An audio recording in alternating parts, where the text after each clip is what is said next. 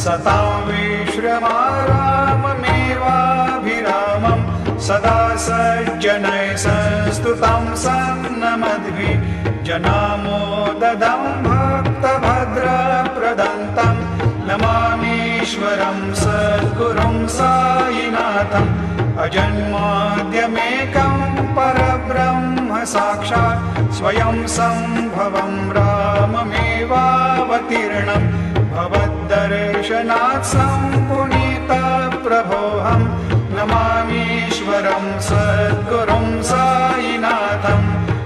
श्री साईश कृपानिधेऽखिलनृणां सर्वार्थसिद्धिप्रद युष्मत्पादरजप्रभावमतुलं धातापि वक्ता क्षमः सद्भक्त्या शरणं कृताञ्जलिपुट सम्प्रापितोऽस्मि प्रभो श्रीमत्साई परेश।